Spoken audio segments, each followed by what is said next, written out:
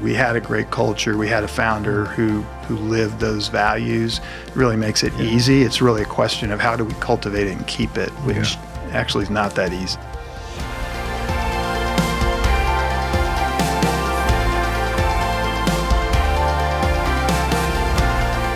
Well, hi, everyone. Welcome to Framework Leadership Podcast. I'm your host, Kent Ingle, president of Southeastern University. And as always, joining me is our co-host, Michael Steiner, SCU Senior Vice President for Advancement and Innovation. And today we're excited to introduce our guest for the show, Mark Cabrera. Mark is the CEO of Saddle Creek Logistics Services, an omni-channel supply chain company headquartered right here in Lakeland, Florida. Mark, thanks for taking time and joining us today. Thanks for having me, Dr. Ingle. Well, as we dive in, I have to mention we love seeing the connection between Saddle Creek and SCU. In fact, we talked a little earlier. Our oldest daughter Nicole is one of our alumni, and proud of of the impact that she's making.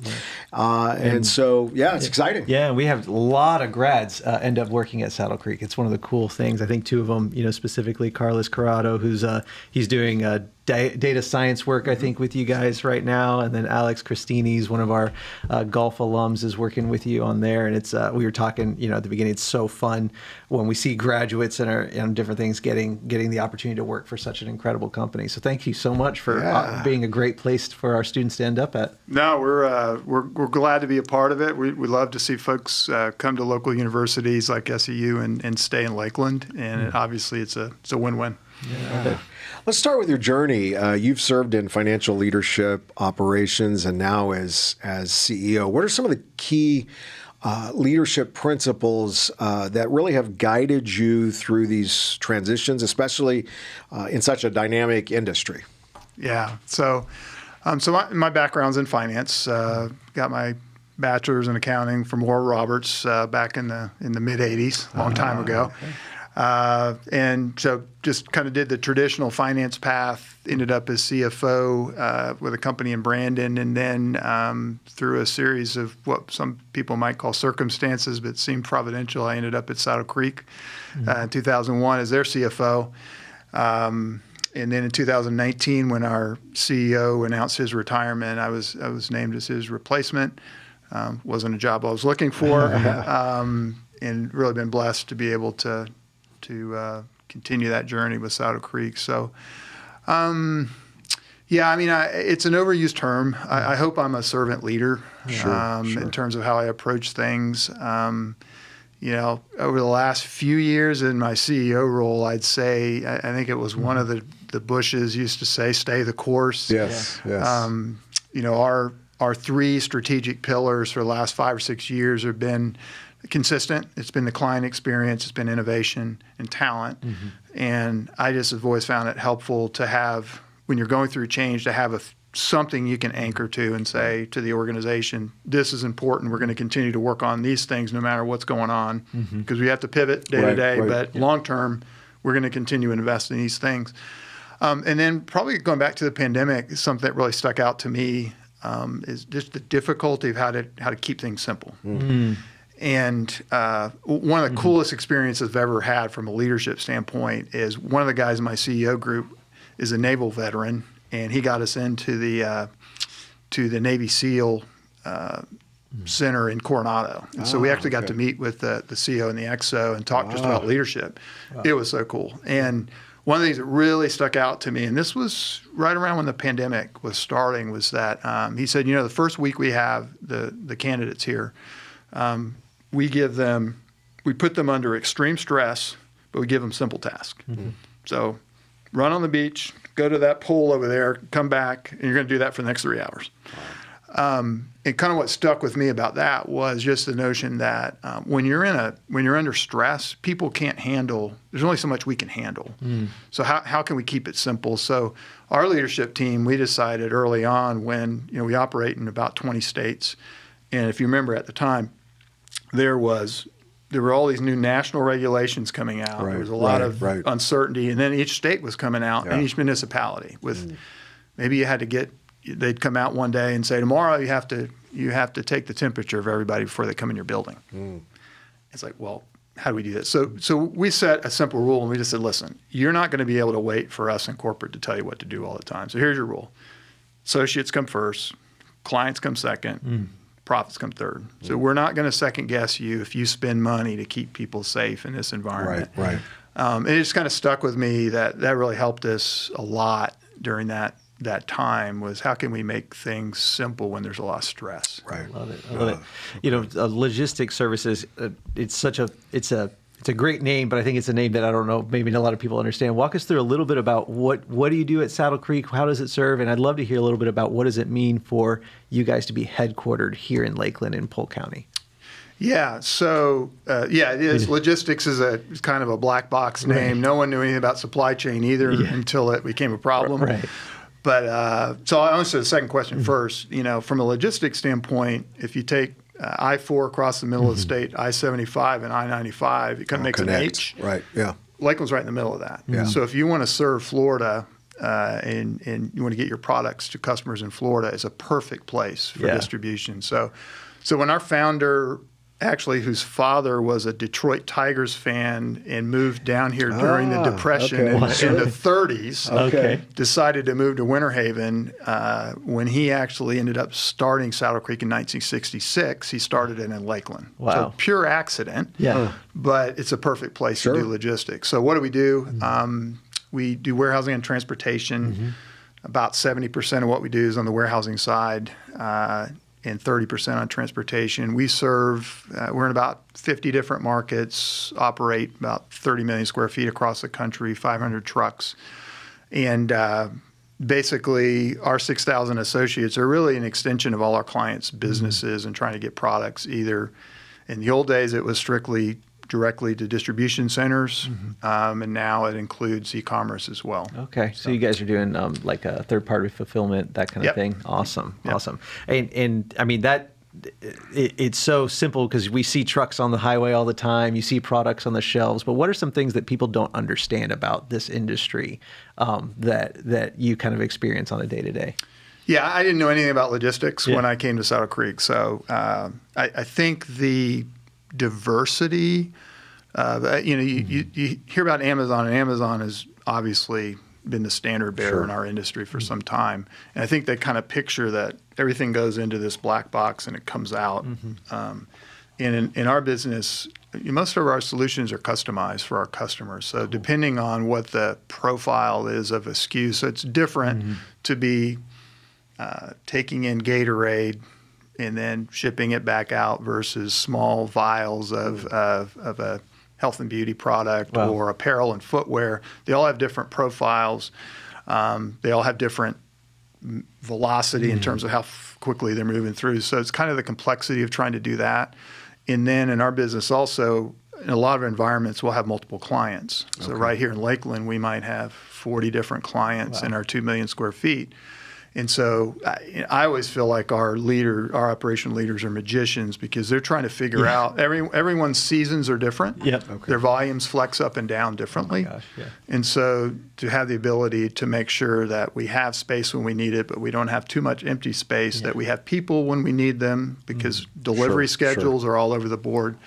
I think people that don't know our business would be the people that understand operations and love it are really good at that puzzle piece and solving that, and they love just coming in every day and having it be different, and they're always solving a problem. So that's probably something people don't know about what we do. That's good. One of the things we explore on this podcast is the role of faith and purpose in leadership. I mean, our mission here at SEU is helping these amazing students that come our way discover their divine design and develop that because God created them to be on mission and purpose. How has your faith shaped your leadership style, especially in, I would assume, is a high pressure, high accountability industry like logistics? Yeah. So I'd say before I became CEO, a lot of that was just, I never really thought, I read Tim Keller's book, Every Good Endeavor, about work. Right. And it kind of awakened me to the idea that as a leader, trying to create a culture that just a simple thing, having people enjoy coming to work. Right. Because people, a lot of times their home life, it's Sure, not very absolutely. good. And so if it can be a respite, that's actually a worthy calling. Right. Wow. So I really started thinking about that. Fortunately, in our business, our founder, the foundation he laid down in terms of his values, he's kind of was one of those rare guys that you could say, okay, if I just did most of what he did, I'd be pretty right. well off. Yeah. I'd be all right. I love it. And so, David Lyons was his name. He passed about 10 years ago. Great sense of humor, very self-deprecating guy. Our values are really modeled after things we saw in his life. So excellence in service, respect for the individual, behave with integrity, supportive work environment, those kinds Right. of things that you see those things in a lot of companies, but he really embodied those. So he spent a lot of time trying to make those come alive, reinforce those. And so, for me as CEO, I like, again, trying to simplify things. And so when I took the job, what does a CEO do really? And I said, well, number one, obviously I got to build value for our stakeholders, all of those. But I said, the second part for me is extending the founder's legacy.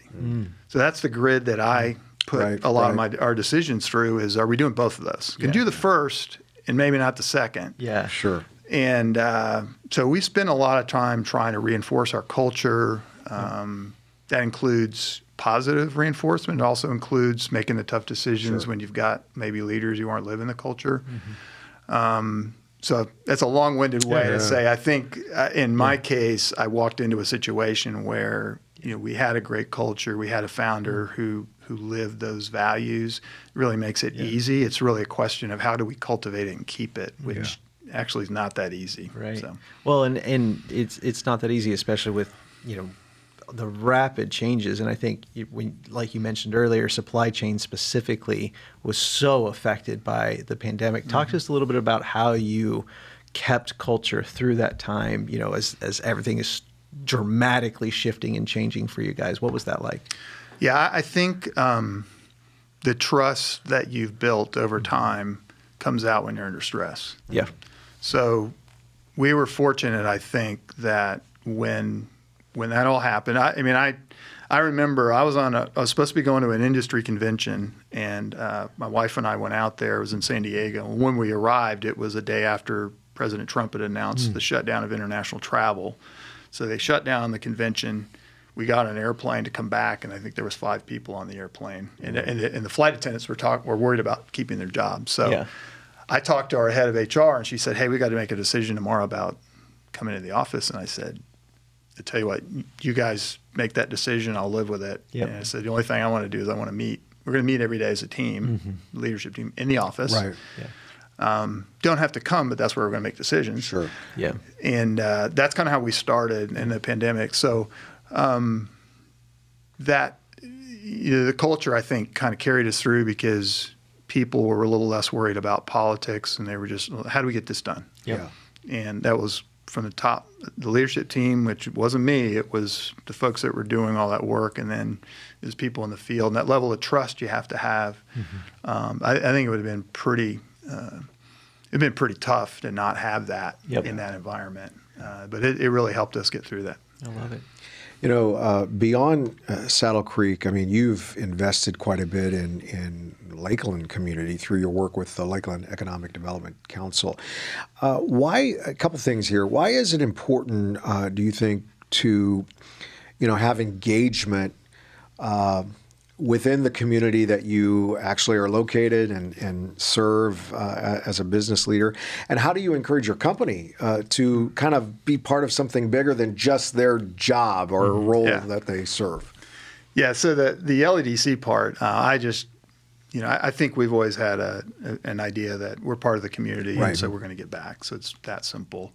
The LEDC, I thoroughly enjoyed it. I started 15 years ago, maybe 20 years ago, being part of their high skill investors group. Great group of leaders. We got to go on city visits together. And Steve Scruggs, I've often said, Lakeland wouldn't be Lakeland without Publix and the Barnett family, but it also wouldn't be Lakeland without Steve Scruggs. No. And so his vision for trying to create a community that our kids want to come back to. Right. Is really the bottom line for that. So, so a lot of the things that we've come back from those meetings with some different cities with ideas that come back. So Catapult came out of that. The summer leadership program that we do is really comes out of that. The LAL Today, if you're on that newsletter. Right. So there's a whole host of things that have made Lakeland a more attractive community for young people to want to stay. Yep. And as recently as yesterday, we had our 8 folks that went through SLP do a debrief with me. Carlos was one of them, one of your graduates. And it's always fun just to hear them be awakened to what's going on in their community. And the win-win is obviously if they are excited about their community, for us, they're more likely to stay here. Stay in the city. At Saddle Creek. Yeah. That's the selfish reason. Yeah. But the unselfish reason is just it's the right thing to do. Yeah. And what advice would you give to business leaders listening to this podcast right now? You know, they've wanted to get involved in the city. What's a great way for them to get started getting involved in their city? Well, yeah, I mean, obviously the obvious ones are if you get familiar with the United Way and understand what they're doing, you're probably going to find something across that menu that you can get involved with. That's probably the simplest one. Yep. Again, if you're either getting involved in the chamber or if you're bigger, get involved with the LEDC. The LEDC does a nice job of keeping people informed of what's going on. So. Yeah. No, and we're proud members of both, and so we recognize that. Well, very good. It's what it is, and it's great having a city where those two organizations are thriving and can help link us together, keep us moving, and all that kind of stuff. Are there any, final question, are there any other community partnerships or initiatives that you've been especially proud to be a part of and to serve? Yeah, I mean, I think the LEDC is the one that I've really been the most invested in and are most proud of. I mean, obviously, my wife and I are members at Trinity Pres. Great church. We've known Tim and Julie since our kids went to school together there. So we love supporting what they do and the way they do it. That's always been a big part of our lives. So. That's great. Well, Mark, it's been an honor to have you on Framework Leadership Podcast. You've shown us, I think, by example in so many ways through your company and other ways that you've participated. You do lead with tremendous purpose and love and care, and not just in business, but in life and in community. So we're grateful. Yeah. No, thank you. It's a pleasure to be here. And if you want to stay connected with Mark and with Saddle Creek Logistics, you can check Mark out on LinkedIn or you can visit sclogistics.com. Love the partnership, love the getting able to work together for impact in our city. And so thank you so much for listening to Framework Leadership. We'll see you next time. Take care, everybody. Well, thanks for joining us on Framework Leadership. If you're watching on YouTube, like and subscribe so leadership insights keep coming your way. You can also catch every episode on your favorite podcast platforms and look for bonus resources. Subscribe to the Framework Leadership newsletter at kentingle.com. Make sure you're following us on Instagram at Kent_Ingle and at Dr. Michael Steiner, on X at Kent_Ingle, and at Facebook at Kent Ingle to stay up to date with the podcast and everything happening at Southeastern University. Thanks for being part of the community.